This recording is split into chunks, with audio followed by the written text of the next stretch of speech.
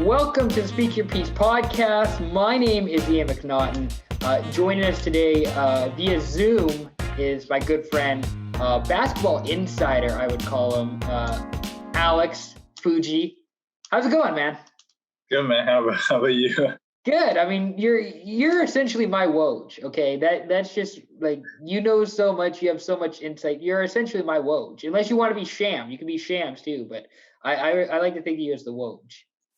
I like to think of myself as the Woj too now. All right. So we're recording this kind of Monday afternoon, day after the All-Star game.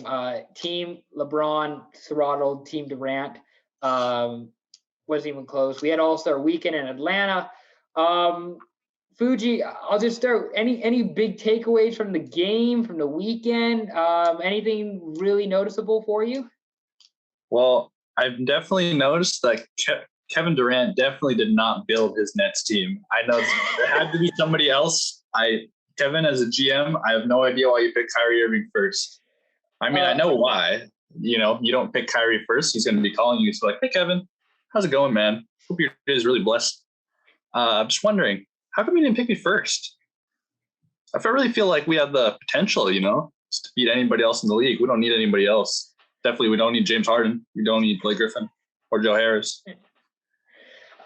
I want to say an early takeaway for me. Kyrie felt like the guy who was trying the most out of anybody.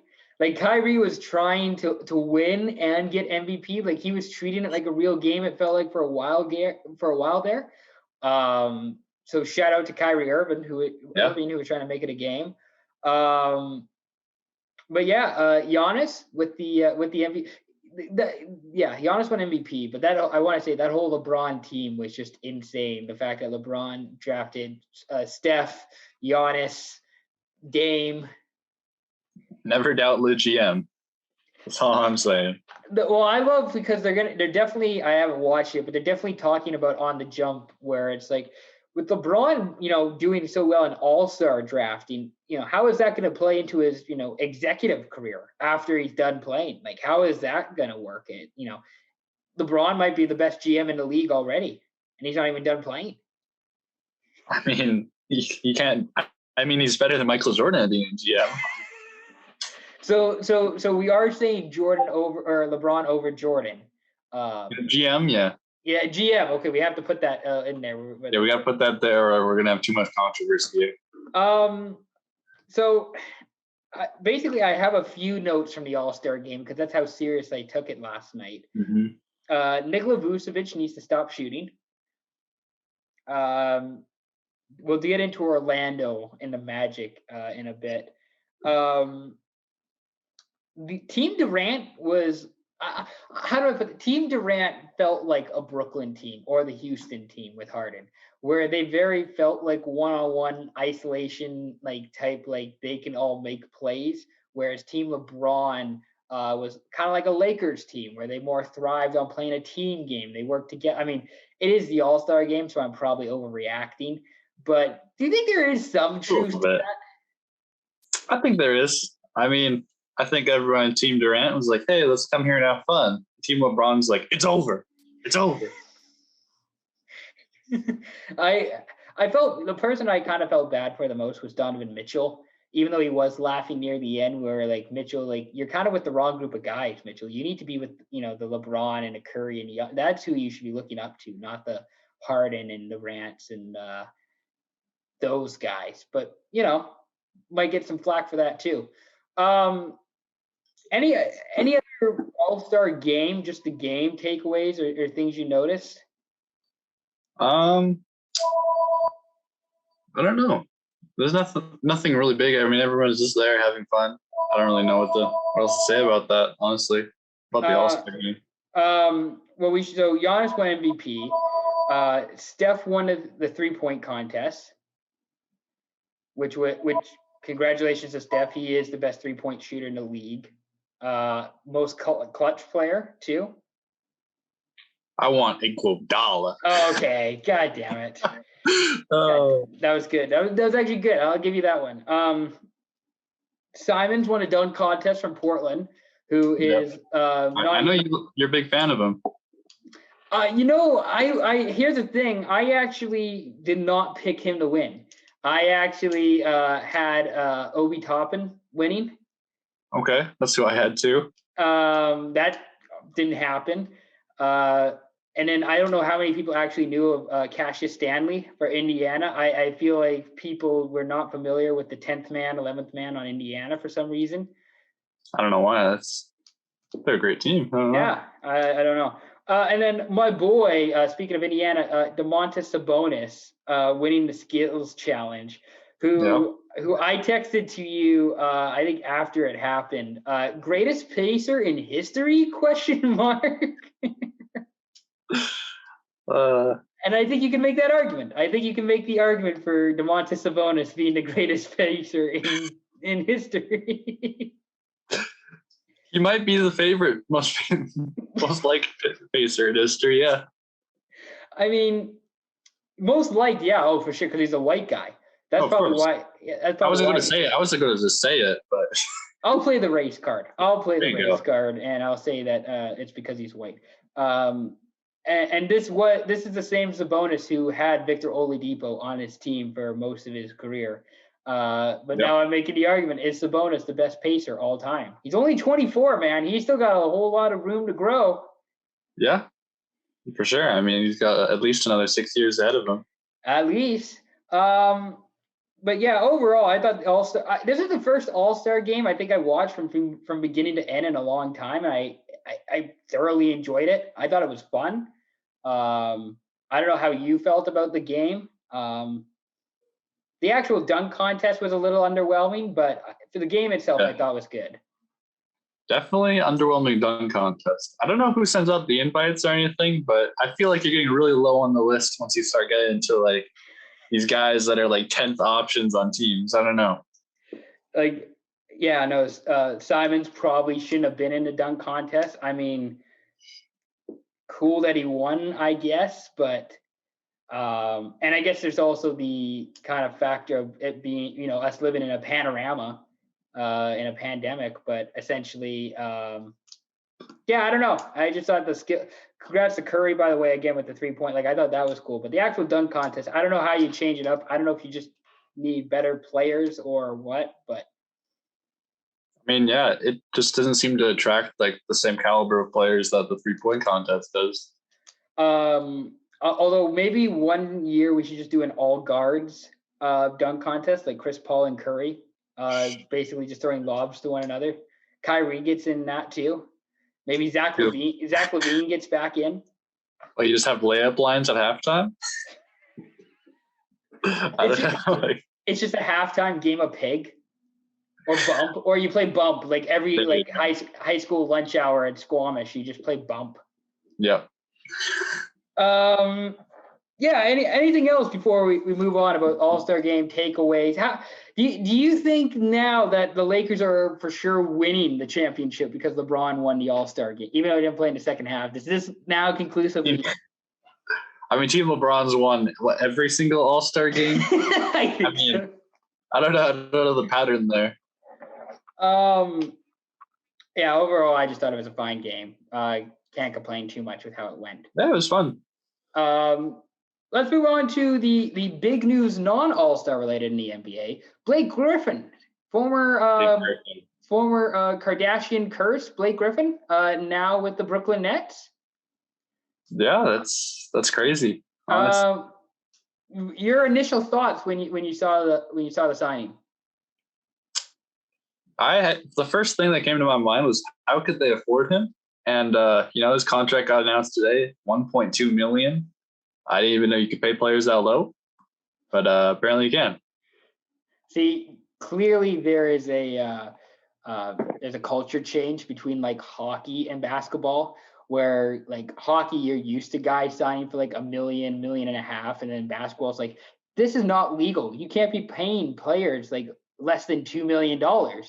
And then hockey's like, well, how do you build a team? How do you afford all this? I think Brooklyn is just going all in the luxury cap. I'm just trying to pull up their Spotrac numbers now, but they're going all in. The Nets are with with luxury tax. Yeah, $96 million luxury tax bill right now for the Clippers. That's cool. That's cool. So I guess the Nets are now the favorite in the East. I guess you kind of have to put the Nets as the favorite. I think you kind of do, all this just to stop the Knicks. I don't know, man. That's exactly it.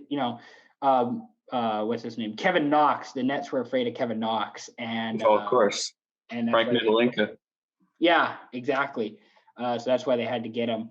I actually like Blake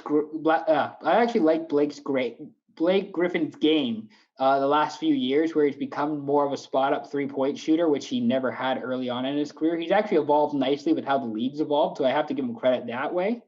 Mm-hmm. Yeah, for sure. He's definitely, what you want in a modern-day big man.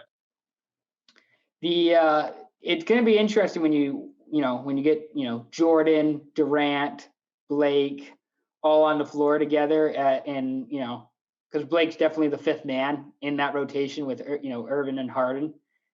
Yeah. I don't know. I guess Nets have a plan. We want to score in every single possession. Doesn't matter if we play defense or not. And they're just going in that direction. Can't stop them. Well, I was gonna say, I don't know. How do I put this? I mean, I think they're just the best team all around, top to bottom. Because they still have Shamet, and Shamet's no fucking slouch either. I love Landry Shamet as much as the next person. Yeah. So, I mean, I can't see how Philadelphia beats Brooklyn in a 7-game series. I don't know how Milwaukee does it. I don't know how Toronto or Boston do. It'll be really interesting to see how they match up against those teams. But I feel like you have to go with Brooklyn as the top team right now. Yeah, I think you definitely you got to go with Brooklyn as your top pick. I still think Philadelphia is competitive with them. I'd really like to see that matchup before playoffs come, because I definitely think that Ben Simmons could possibly be the best fit to guard Kevin Durant in the league right now, with Trevor Ariza. Trevor Ariza did all he could against, that series years before, Houston versus Golden State. He definitely seemed to be the best Durant defender in the league, but maybe Ben Simmons could slow down or stop Kevin Durant. I don't think you can stop James Harden, simply put. I don't think anybody can do that. And Kyrie is streaky on his own. It's definitely, you got to stop Durant. This is the question I wanted to have with All-Star game is, does performing well in the All-Star game carry over? If you have momentum in the All-Star game when no one's playing defense on you and you can make all the passes you want in the All-Star game, will that carry over to regular season? And will Kyrie now have success in the regular season because he had 20 points in the All-Star game? If Kyrie put as much defense as he did in the All-Star game into every single other game, I think he'd be the best point guard in the league. I don't know. I don't think you're totally wrong in that. So Blake Griffin, I guess, will be their backup. Is he going to be coming off the bench for Brooklyn? I would think. Apparently, that's what they're reporting. I'm not really sure what the argument is about having DeAndre Jordan versus Blake Griffin. DeAndre might be more athletic, better on defense, but I don't really think that's what you're going for. DeAndre is just better friends with Kyrie and Kevin. That's the reason why they're playing DeAndre there you go. Jordan. I don't know. I think Brooklyn's the top team in the East. I don't know how that works with the Lakers. It's just adding talent. I feel like it's the Lakers against everybody at this point until I see something else happen. But we shall see with Blake Griffin in the Brooklyn Nets. Another thing we should mention, Kawhi Leonard. I don't know if you've heard of him. He plays for the Clippers. Kawhi Leonard planning to play with Greg Popovich and Team USA at the Olympics this summer if they go in Tokyo. So now I guess they're friends again. They're cool, Pop and Kawhi. I guess it's no love lost. I don't think so. I think Kawhi's issue is more people in the locker room, not Greg Popovich specifically. training staff. Training staff is who he's not cool with in San Antonio. Yep. Training staff and Tony Parker.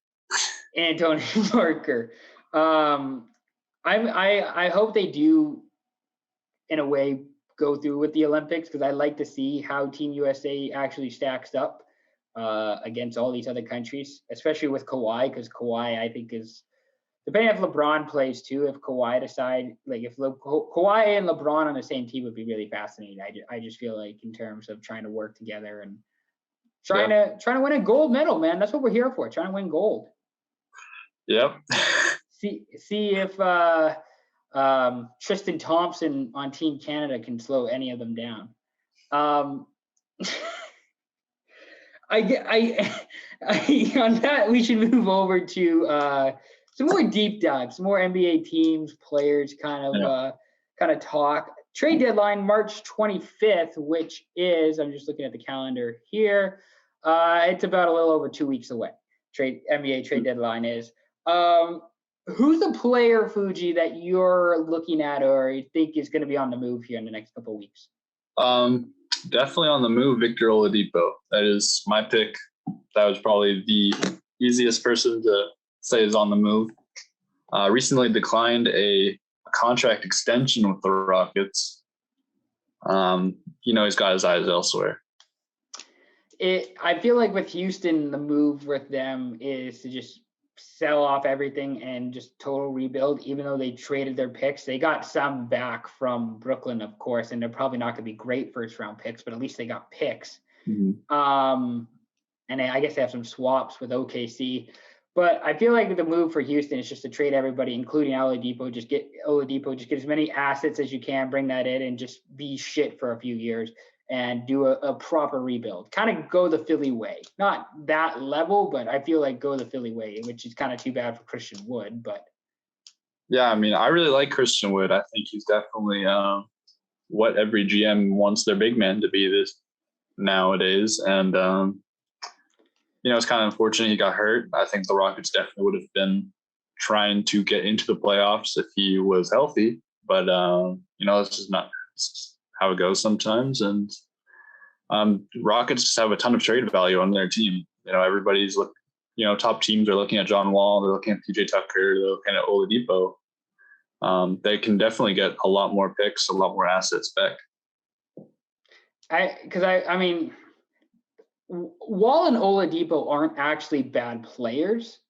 I just feel like they're not quite, like they maybe are an 8th seed in the West. Like they're a fringe playoff team with those guys. I don't know that they're not the heavy contender that they have been in years past. So that's kind of why if you're Houston, I would kind of just sell it off and see what you can get for those guys. Oladipo being one of those guys. Eric Gordon is another name I'd throw out there. I don't know that they would move on from Eric Gordon, but just throw that name out there.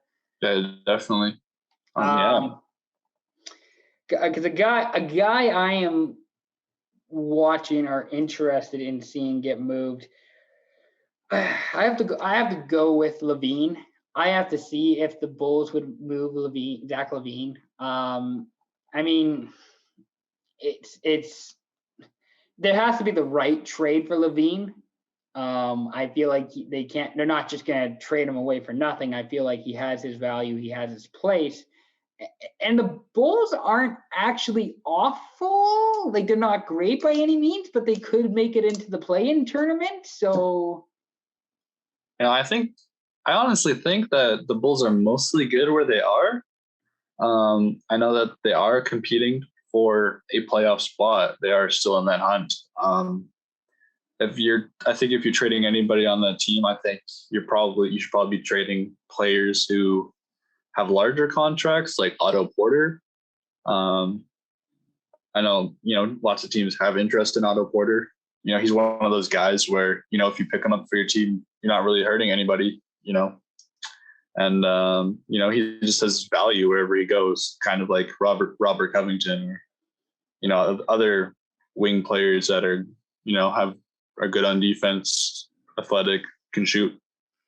Yeah, I was going to say LaVine's not the first guy the Bulls would trade. I just wonder if the Bulls are going to go down that rabbit hole of just trading either LaVine or Lowry Markkinen, maybe they would part with him, or maybe, I mean, Wendell Carter's young. I don't know that they would move on, but depending on what direction the Bulls want to go in, I think there's a world in which they trade LaVine. I don't think it's likely. I just wonder if he is someone that they decide to move on from.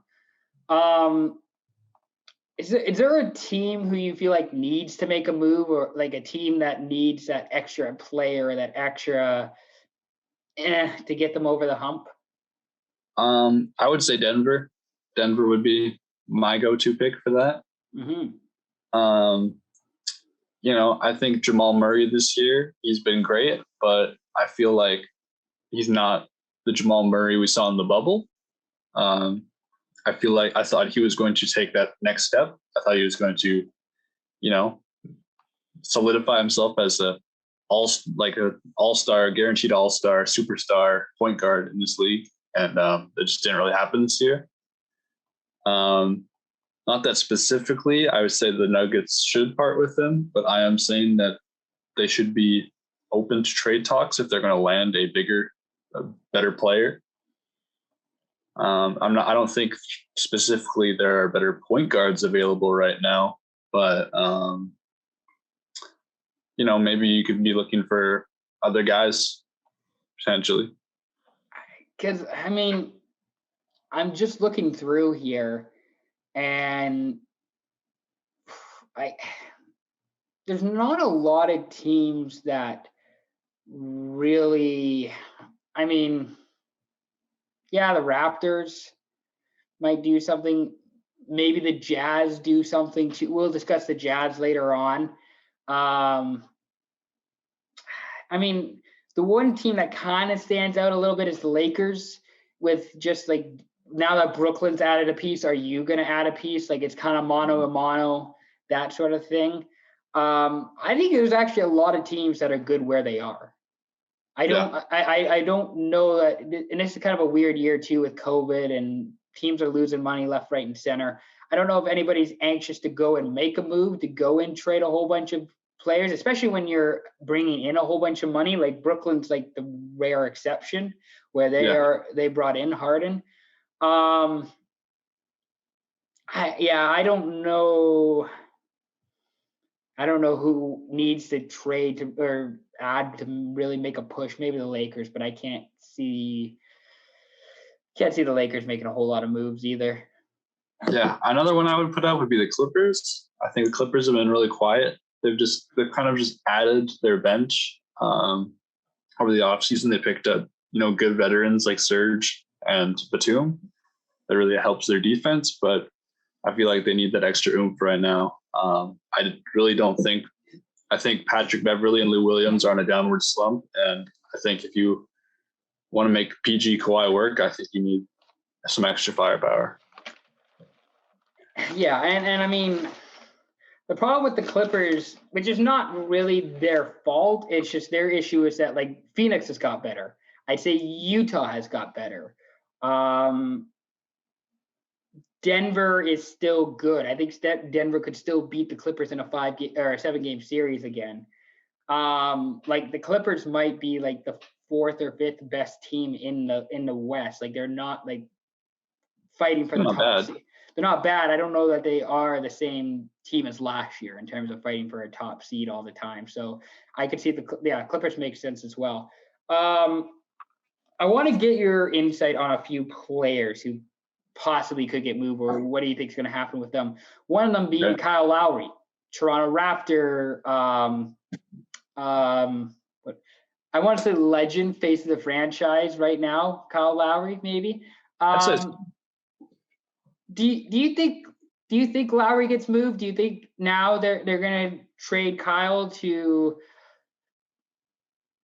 I don't know why they would trade. Well, I kind of get why they would trade Kyle, but do you think they would trade Kyle? I guess is what I'm asking. I think a lot of people, like, sentimentally.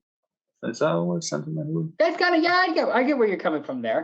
Yeah, people would like to see Kyle, just retire as a Raptor, just be there. But I mean, he is taking up a good amount of money. He could potentially start going on like a downward slump. He is kind of getting up there in age.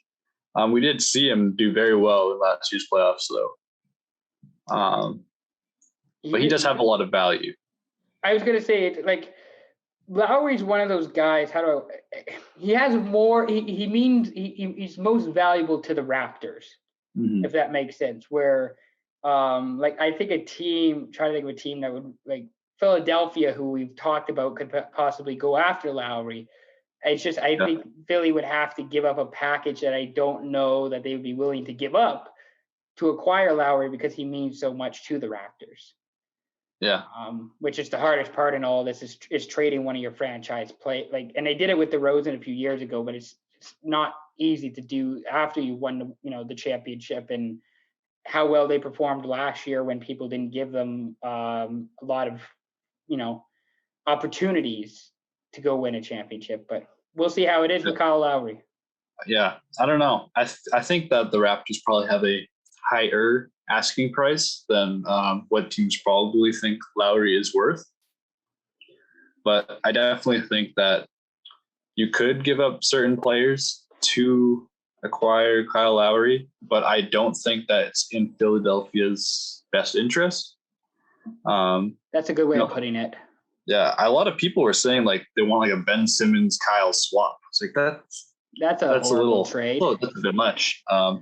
Even giving up Seth Curry, I think Seth Curry gets better every single year. I'm a big Seth Curry guy. And, this year he's definitely become more of a playmaker, and he's been able to kind of somewhat fill that playmaking spot on Philadelphia that they kind of lacked. It's definitely really helped them offensively, and he also has a ton of shooting. I don't think you want to give up Seth Curry in that deal either, unless you're, getting something else with Kyle Lowry. I was gonna say Seth Curry fits really well in Philadelphia, like under the Morey Doc Rivers system. I think he fits really well in Philadelphia. So I don't know why you would move Curry to get Lowry, who I don't think is as good of a fit in that Philadelphia system. But I could be wrong. That might just be me. Lowry's an interesting player. I don't know what happens. I don't think he'll get moved, but I think it's unlikely. Clippers could add, they can send, like, guys on low or expiring contracts, like Lou Williams, Patrick Beverley, helps you rebuild. You get picks from Clippers as well, potentially. It just clears cap space for the Clippers. They get Lowry. It's a good deal if you're going in that direction for the Raptors. I think if you are the Raptors, I think you're probably looking for playoffs in, like, about 2-3 years.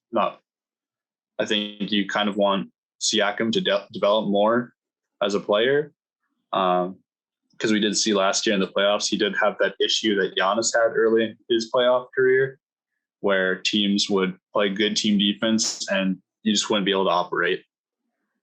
Yeah. So I guess to conclude, with Lowry, we should say, like, I would say out of, like, and that's what, a Big Eat's 5 stars, I think there's, like, a 2-star chance that Lowry gets moved. Like, I don't think, I think it's, like, less than 50% that Lowry gets moved. Yeah. I mean, he just means so much. Like, it's kind of hard to part with someone like that. Kristaps Porzingis, the unicorn. Porzingis on his way out of Dallas. That's a weird situation going on there.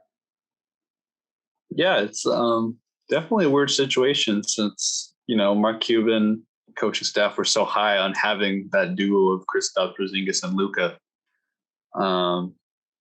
It's kind of, he's just been injury ridden all his years on the Mavs, even in New York. Mm-hmm.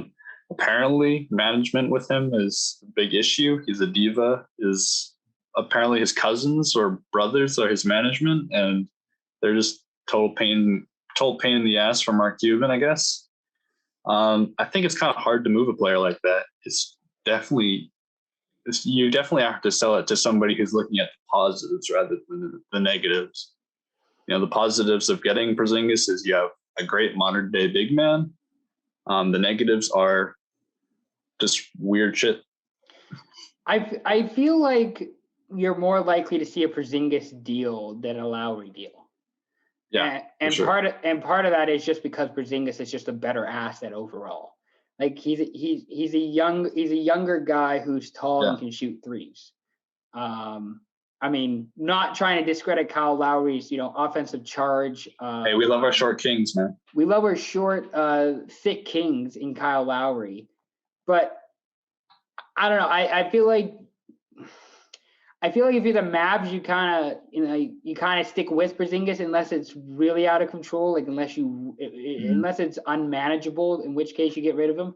But I don't see, again, this is like a 2, maybe 2.5 star potential trade here with Porzingis out of Dallas. Like I think it could be higher. Could be higher. Yeah. Okay.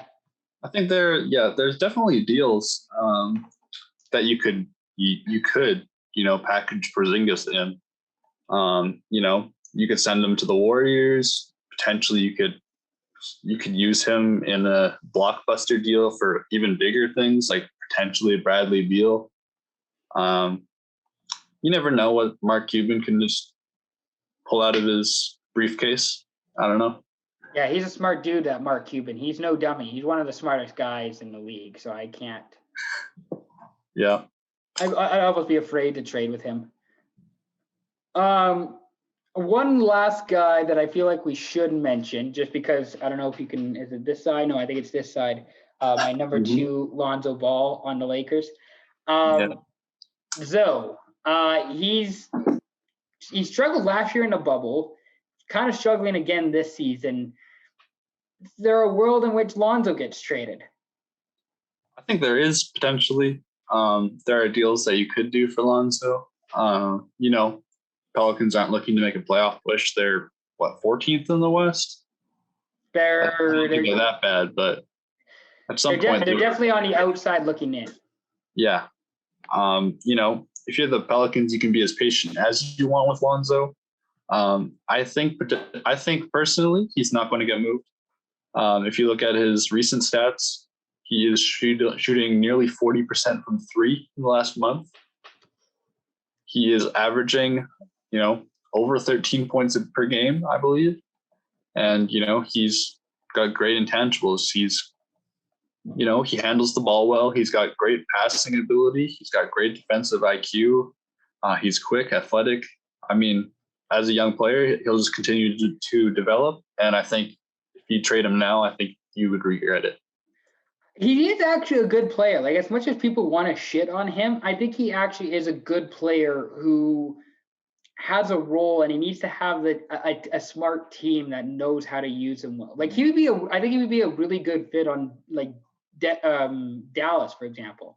Yeah. I think Lonzo would be a really good piece on Dallas because I think he would mesh well with Luka. I don't know if they would trade Kristaps to get, but anyway, I just think him and Luka could work really well together. Like, there's got to be a team with a smart coach, with a good system who knows how to use Lonzo and how to use him. I wouldn't be surprised if New Orleans moves on from him. I wouldn't be surprised if they decide to get rid of him because I don't know. It just feels like he's kind of the least talented, even though he's actually not that bad. But between Zion, Brandon Ingram, even Redick to a certain extent, where I think some people just like Redick just because he purely shoots threes, and that's just where the league is now and how valuable you are or you can be. So I mean, we'll see. I'm not totally sold on trading Lonzo. I'm not totally sold on the team giving up on him yet, but that's why I wanted to bring him up. It's just because his name has been thrown around and he hasn't. I don't know. There was always the hype. There was always the high expectation for him, and now that I think even that his brother has come into the league and outperformed him probably doesn't help either. Yeah, I mean, I think the only way Lonzo gets moved is, maybe in a big blockbuster deal, like a 3 or 4 team deal. I think eventually, if things keep going the way it is, I think Lonzo is going to end up on the Hornets. To be honest, ooh. I think he's going to pair up with LaMelo. I think that's going to be a backcourt. I like that. I don't hate that at all. That's actually a really, really smart call. That's a good. I would say it's a hot take. That's a good hot take. Saying that Lonzo will play for the Hornets. Any other players or names that you think that we should be on the lookout for heading into trade deadline? I think Andrew Wiggins is gone. I think he's done deal by the deadline. I think Warriors definitely favor Kelly Oubre. I know a lot. I know a lot of female viewers would favor Kelly Oubre over Andrew Wiggins. And Rav has him in fantasy basketball, so Rav's big with Kelly Oubre right now. Yeah, I mean, it sucks that he's injured right now. Wrist injury. You never know. Just throwing that out there. Wrist injury. Just throwing that out there. I mean, that's just what's reported. I don't know. I'm just saying the reports. I just tell the news. You're just providing insight. A guy I'm kind of focused on myself a little bit is John Collins, because I like John Collins. I think he's good. I think he's a good player. The Atlanta situation is weird too, kind of what's going on with the Hawks. So I think John Collins also has a place in the league. I wouldn't mind seeing him get moved and maybe try, somewhere different, new situation. I think so. I think Trae Young, bit of a diva apparently. He's got rid of his coach. He's trying to get rid of John Collins. Kind of like a James Harden situation, honestly. He kind of feels like a Harden player a little bit with how he plays. Yeah. And I don't mind Trae either. I don't mind his game, but I definitely get the Harden comparisons when it comes to Trae Young on the Atlanta Hawks. Yeah. So let's discuss teams a little bit. Currently, our LA Lakers are 3.5 games back of the Utah Jazz for first in the West. Phoenix is the number 2 seed, 2.5 games back of Utah. And in the East, Philly, they are the number 1 seed in the East. Brooklyn's half a game back. Milwaukee's 2 back. Boston's 5 back. Your Knicks are 5.5 back. I'll throw out the Knicks. Who's and you could say the Knicks. The Knicks are a good answer. Who's a team that you are going to be paying attention to between now and the playoffs? I definitely got my eyes on the Knicks. I mean, I just think the Knicks are hilarious, honestly.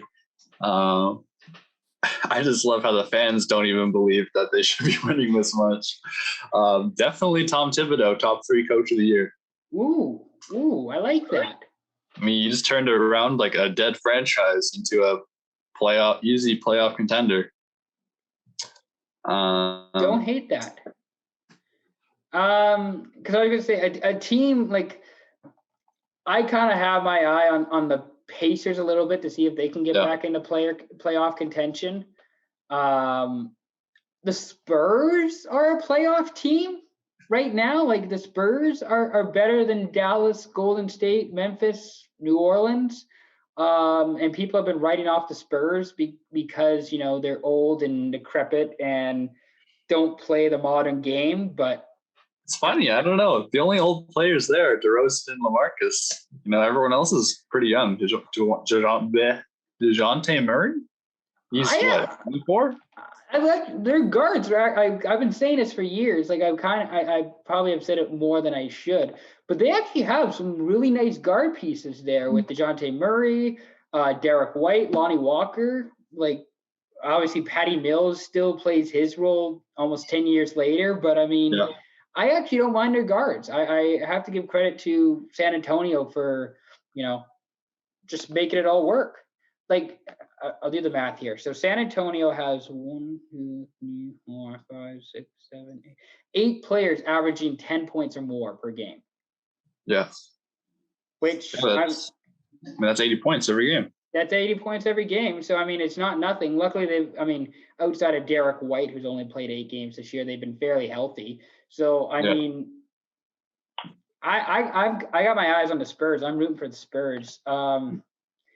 Is there a team that you're not excited for, or that you are very concerned heading down the rest of the way here, down a stretch?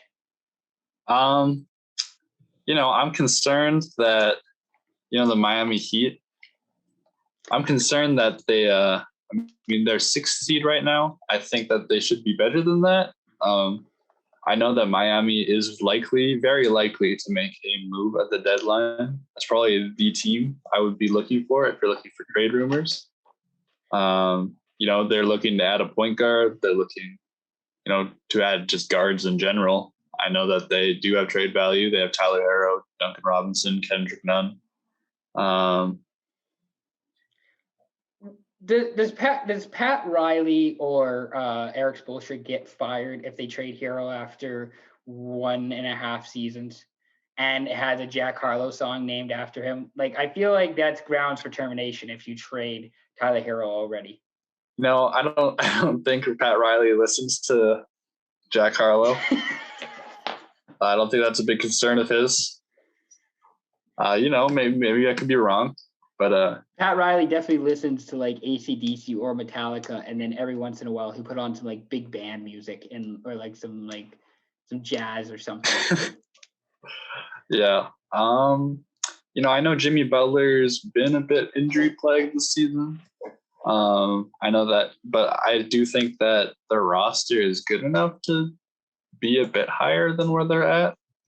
I was concerned about the Boston Celtics because they were on the outside looking in at the start of the season, even though most of them were somewhat healthy. I guess that was just kind of not having Marcus Smart around, maybe. I thought the Celtics were going to be better than they were at the start, but they've caught up. It's the Gordon Hayward effect. Yeah, that's it. It's the Twitch streaming Gordon Hayward effect. That's ruining this team. Yeah, I mean, they're better now, but I know you want to make the argument for Embiid MVP, but a team I am concerned about is Philadelphia a little bit. Okay. Just because Brooklyn's got better, and every time we talk basketball on the podcast, it's always Philadelphia. Like, why aren't they playing? Like, this team should be so much better than what it is with and this is probably the best 36 game stretch of the 76ers that I've seen in a long time in terms of cohesiveness, chemistry, playing as a team. I feel like since Simmons and Embiid have joined the team, I feel like this is the best stretch we've seen. They're 3.5 points above, plus 3.5 point differential right now, which is worse than Milwaukee, Brooklyn, Utah, Phoenix, the Clippers, Denver, and the Lakers. So that's 17, 8th in the league in points differential. I feel like they should be higher. I don't know why, but I just feel like that should be a higher figure than what it is. I think they are better. I know that at the start of the season, they didn't have Embiid or Simmons, and yet they're still first in the East. I believe they didn't have them because of COVID protocols multiple times. I don't know how Embiid and Simmons are unlucky. I don't know. Apparently their barber had COVID during All-Star. That's just unlucky. So make your case then for Joel Embiid MVP. Well, considering the first in the East and Joel Embiid is the main player on that team, you already kind of have to consider him. That being said, you should also be considering Spida for MVP as well. Even though on the NBA MVP ladder he's 10th. What? Not really sure. Last time I saw it. I don't know why Donovan's so low. I think we're sleeping on Donovan. So who would you take as your MVP right now? I would still take Embiid. I think based up purely off numbers, number-wise, he is the best offensive player in the league, apparently. But just by numbers, you're seeing a guy who's averaging 30 points on, 50% from the field and 40% from three.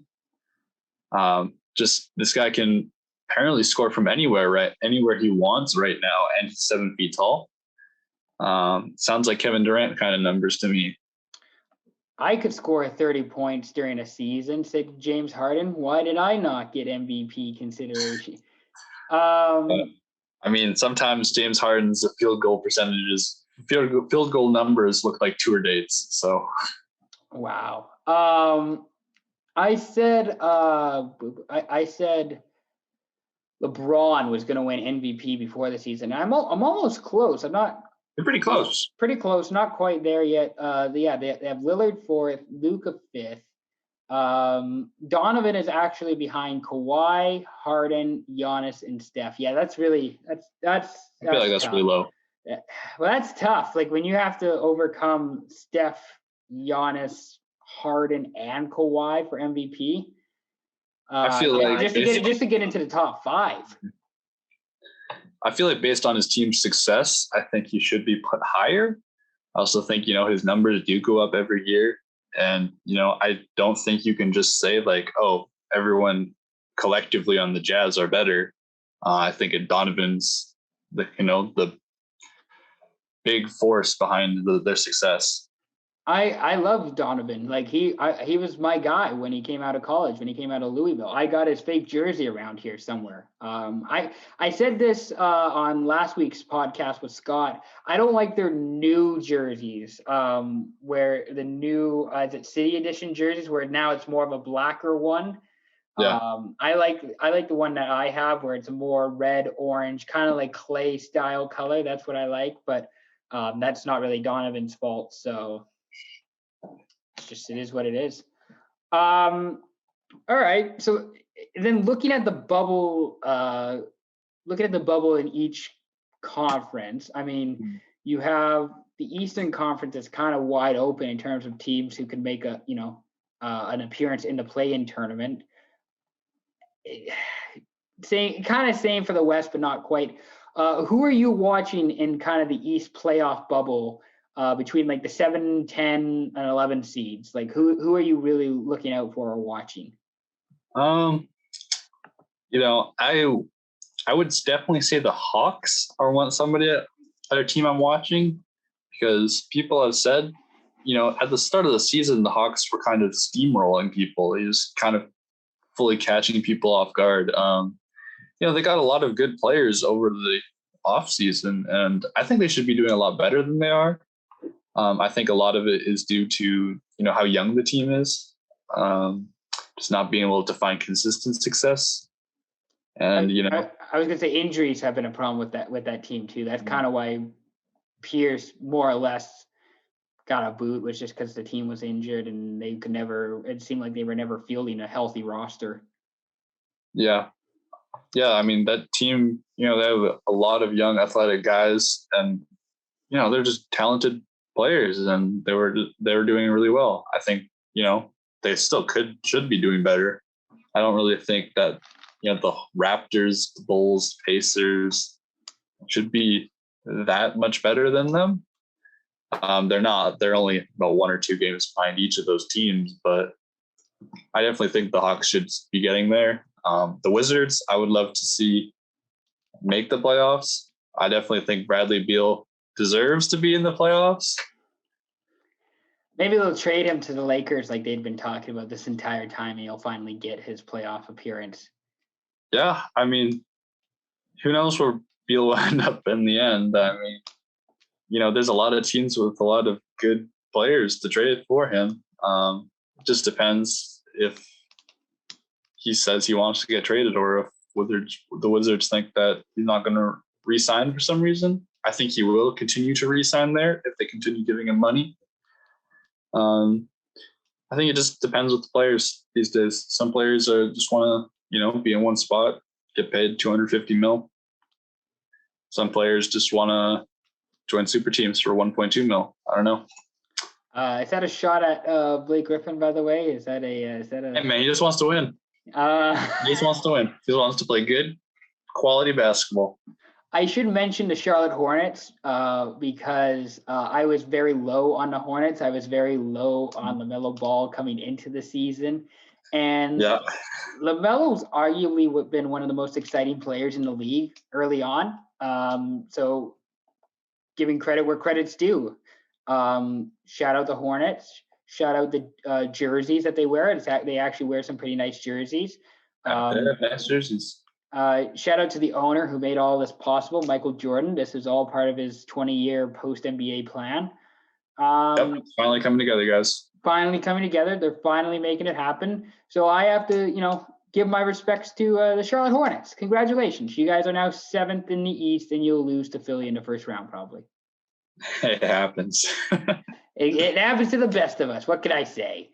Over to the West. You got a bunch of really good teams, on the fringe of making the playoffs in the West. You got like San Antonio, Dallas, Golden State, Memphis, the Pelicans with Zion. Is there a team you like in the Western Conference playoff bubble fringe team? Fringe team? I like the Warriors. Who doesn't want to see Steph in the playoffs? It's kind of sad when Steph's not there. It's not as exciting. It's always fun to watch games at Oracle. I hope they do well. I know, the Warriors are likely to make moves at the deadline. I know they do want to make a push into the playoffs. I know that, Steph and Draymond are probably not happy just coasting around waiting to play. I mean, but what can you do? I was going to say, the Steph might be like the one guy who actually does have momentum from this weekend carry over into the regular season. Like that definitely feels like a real possibility with Steph of like just a dude who goes on a run for the next 30 games into the playoffs. I definitely see that happening.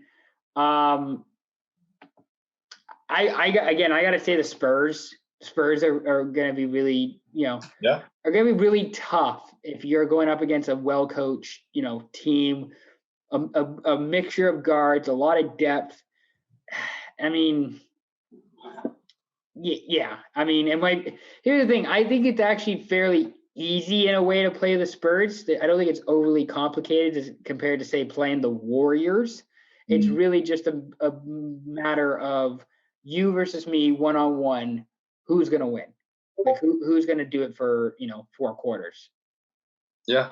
For sure. The Spurs definitely could give people problems. Like, well-coached teams always do well in the playoffs. I don't really think anybody is expecting to play the Spurs. I don't think teams are really preparing. Like, oh shit, I gotta play against DeRozan tomorrow. I got San Antonio on the sketch this week. What the hell are we gonna do, guys?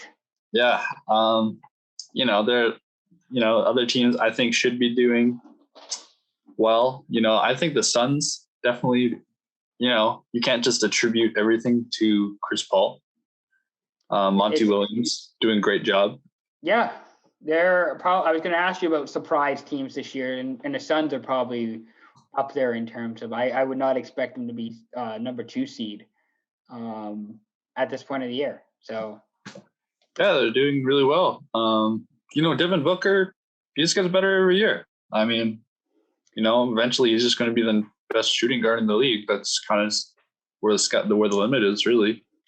And I was going to say, he also went undefeated in the bubble. Everybody kind of remembers Dame in Portland, and those guys having a kick-ass bubble, but also the Suns went undefeated and were just short of making the playoffs. So, yeah, we'll see if the Suns can pull it together.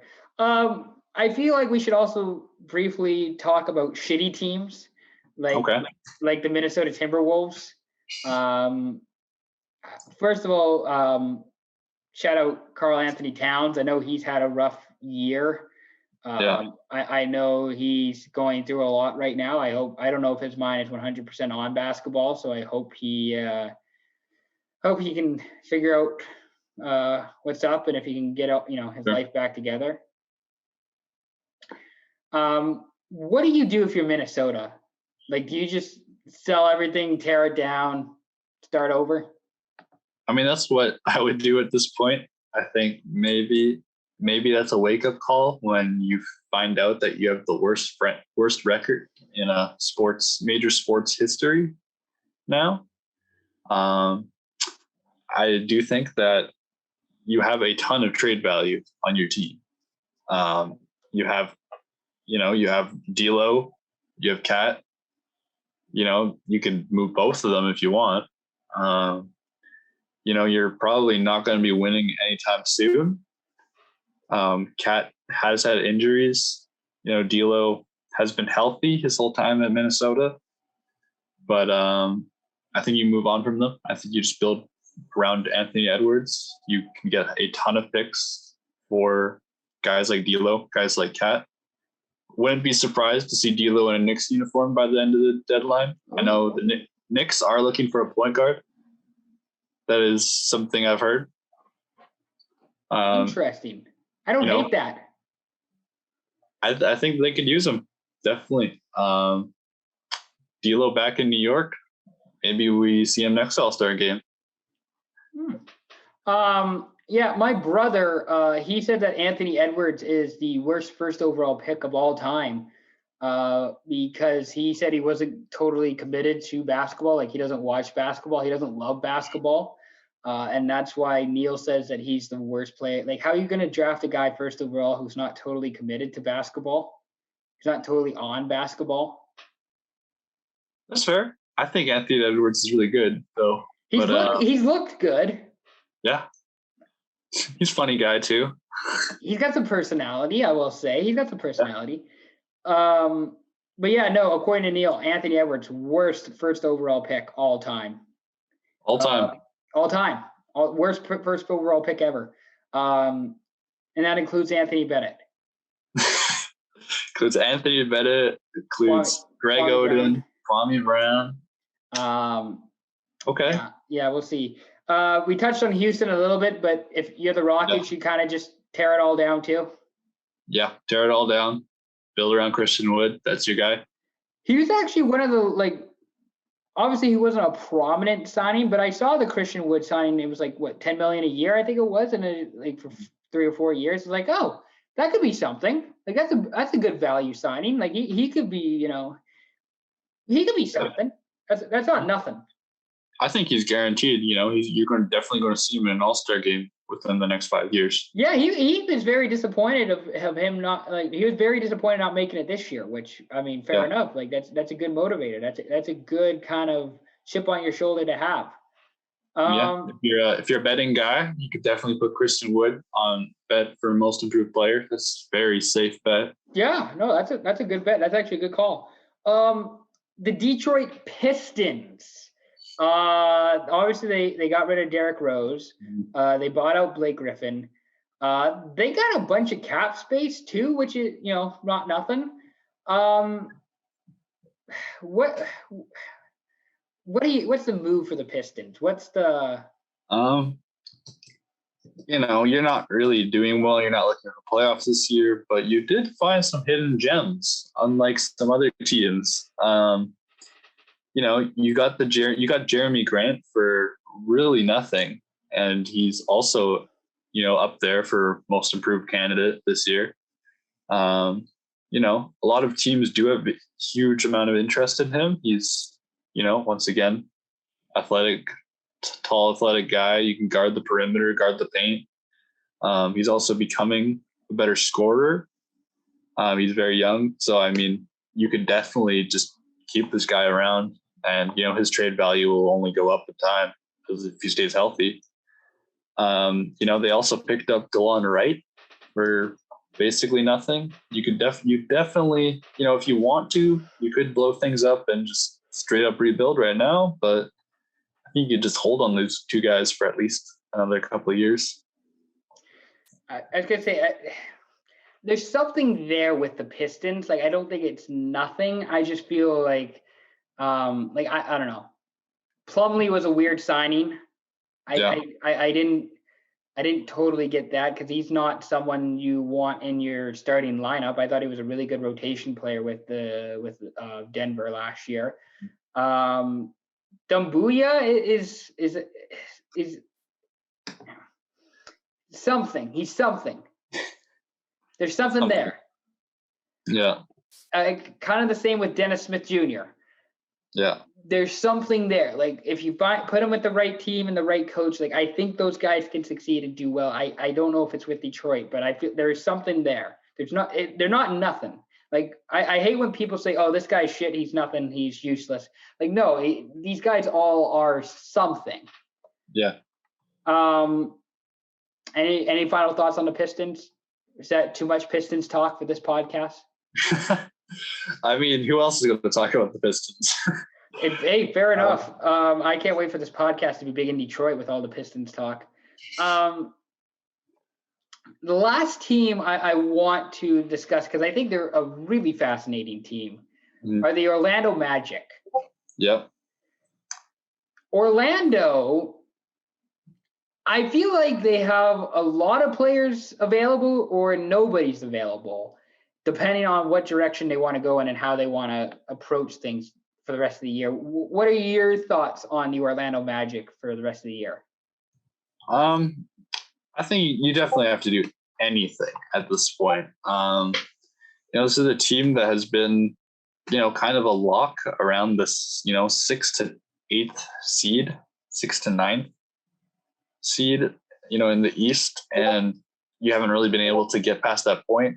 And now this year you're even lower, significantly lower, actually. You're 14th in the East.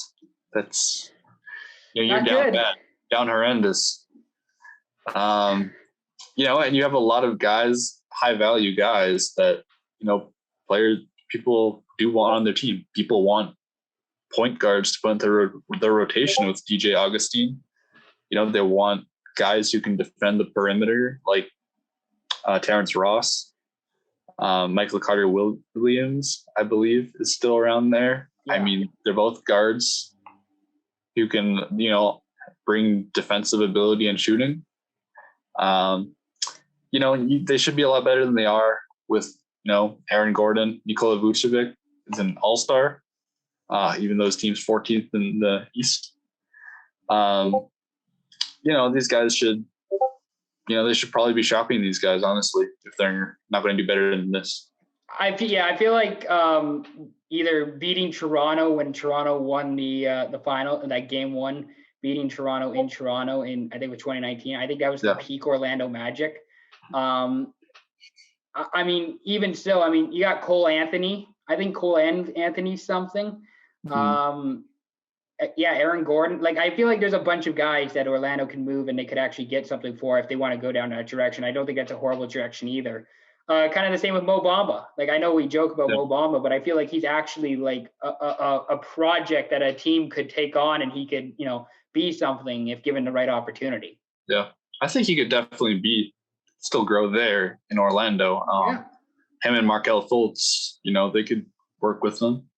I just think that they do need to make moves, any moves, honestly, whether they think that if they're healthy, they can somehow catch up all the way this year. It seems unlikely.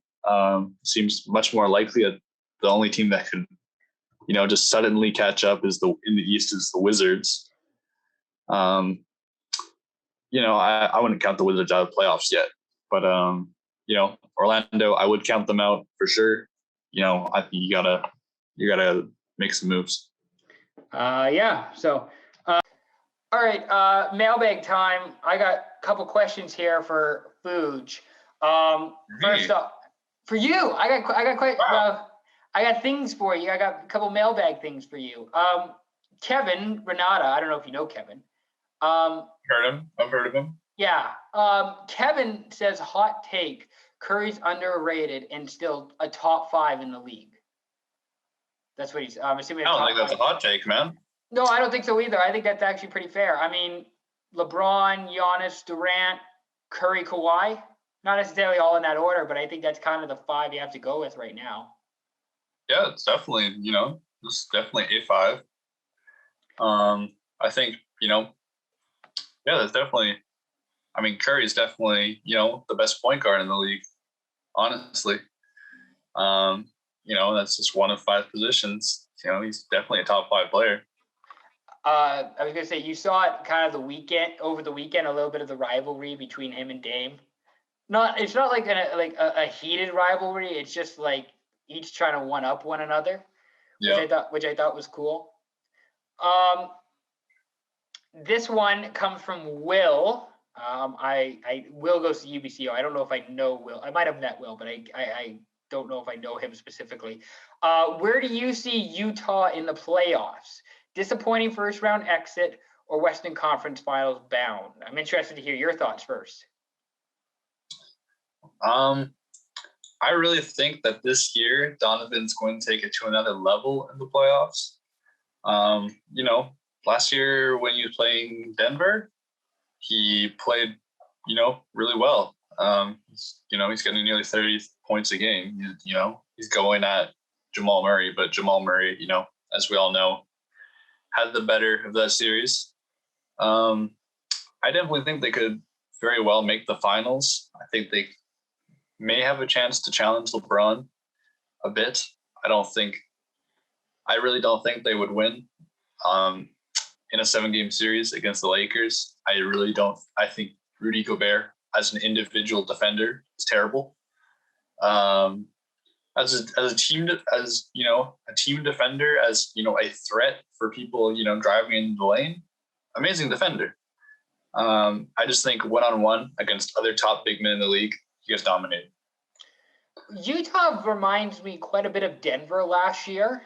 Not necessarily in the way that they play, but in terms of just a team who's built their team from the ground up, who have kind of been doing their process, doing their thing for the last few years, and it's finally working. I see Utah getting to the Western Conference Finals. I don't think they'll get past the Lakers, though. I think the Lakers would beat them in 5, even though the Lakers just lost, 2 weeks ago, to Utah in Salt Lake City. Mm-hmm. And the other thing, too, with that is that Davis wasn't playing in that game. So not to say that the Lakers should have lost that game either, but not for nothing, Anthony Davis wasn't playing. Because I think with Utah, people know how to play Gobert. I think they know to try and isolate him and bring him out to the perimeter. Houston exposed that a few years ago, and I think that's still how you play him. And pretty much you just have to shut down Mitchell. You just double team Mitchell, and you kind of force Conley and Gobert, those kind of guys, to try and run the offense, and you don't give Mitchell the opportunity. Yeah. I think the big difference between those Utah teams, relatively the same players versus Utah now, is that they also have guys like Jordan Clarkson coming off the bench, our guy. Yeah, our boy. Big shot maker, big playmaker. He's 6th man of the year lock, honestly. I mean, he's arguably one of the best players in the league. I will talk all the. Okay. I'll talk all. I like it. I'll talk all about Jordan Clarkson. Yeah. He's really stepped up. He's become that guy that, you can always go to. They also have Bojan Bogdanovic. That's the one. Little similarities in the name. I don't know. Yeah. Something always gets me there. I don't know what it could be. Thanks, parents. He's also been very reliable. They have a lot of shooting around Donovan, around Mike Conley, even Joe Ingles. He's still there. We don't forget about Joe Ingles, national treasure. They have a lot of shooting, and I think that's been the difference between, this Utah and earlier Utah iterations. They're more complete. I was gonna say, well, I think they're better than Phoenix. I think Utah's better than the Suns. Mm-hmm. They're better than the Clippers. I think I will make that. I will make that statement. I think they're better than the Clippers. Portland's an interesting matchup in terms of Donovan versus Dame. I think that would be really fun to watch.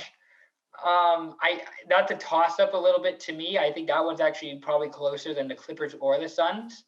Yeah. what's really interesting to me about the Trailblazers is that Yusuf Nurkic has not played a single game this season. Yeah. And they're still able to, be in the middle of the pack. I think Yusuf Nurkic is going to be a top center in this league. And, I'm just kind of sad that we haven't really been able to see him be able to be healthy. It's kind of too bad because from now we're moving from Utah to Portland, but like peak Portland was making it to the Western Conference Finals in 2019, and they just were not nearly close enough to be on the same level as that Golden State team. They just weren't anywhere near that. And that's not to say anything about Portland. That's just how good Golden State was. And now Portland is not what they haven't been 100% because last year they missed Zach Collins for a lot of the year. Yeah. And now they haven't had Nurkic for a lot of this year. I don't know. I feel like when Portland, when healthy, they can give Utah a good run. But we'll see. Utah is going to be a really, really interesting team to look out for. Coming up next, we're going to be discussing our hot takes and a final send-off before we go. But that's the mailbag question. Thank you very much for asking those. Be sure to ask your mailbag questions for Tuesday's pod. Tonight's pod that when this comes out, we'll be recording on Tuesday. So stick around and we'll do our final hot takes. All right. Well, we'll finish it off here, Fuji. Before we go, any other hot takes? You got a finals pick that you want to give us? Just something to send off the podcast with here. Obviously, we're both Lakers fans, so we have to root for the Lakers. But give us a good hot take or something to end the podcast on a high here. My hot take is I got to go with Knicks make it past the first round. Oh, that's my hot pick. Oh, I like it. Oh, that's good. Fuck, I'm definitely sharing that one. That's actually a really good hot take.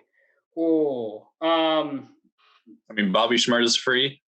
You just got to roll with it.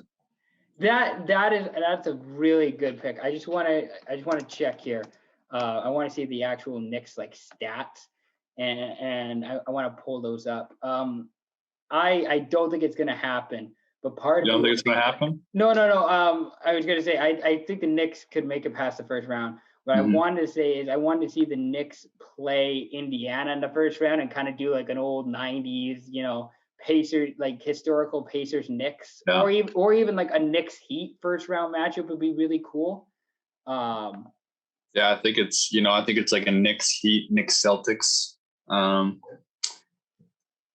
don't think they're going to climb and catch Milwaukee, but you never know. I was going to say, let's just start with at least making the playoffs and possibly winning a first round series. Yeah, I think for sure. Because I was going to say, obviously, I got the Knicks making the playoffs. I have the Lakers winning. I mean, how do I say? I'm still kind of with LeBron winning MVP. I'm still going to stick with that. I think that's kind of be my hot take. LaMelo's winning Rookie of the Year, isn't he? I mean, it's a lock. Yeah. I gotta say, man, ESPN loves them. Everybody loves them. Well, yeah, and that's the not a problem, but that's a lot of what these awards are. It's just does the media like you? Will the media help you out in these awards? And they will with LaMelo. Even last year it was hard for Ja Morant to win Rookie. Yeah. So, anyways, that's the podcast. Fuji, thank you very much for coming on. Greatly appreciate it. We'll probably do something. We'll have to do something at least around playoffs, a playoff preview, or at least in the off season. And we can have another, because we still have to do, once the Lakers win again this year, we still have to climb the Chief and celebrate with champagne. Yeah. We'll have to do that at some point here. But thank you very much for coming on, man. It's greatly appreciated. And we'll talk again soon. Sure, man. All right. Thank you, everybody, for listening. Be sure to tell your friends. And we'll do this again soon. Actually, Tuesday. We're going to record Tuesday. Yeah, that's what's happening. We're recording Tuesday. Look out for this pod on Tuesday and another one on Wednesday. Peace out, everyone.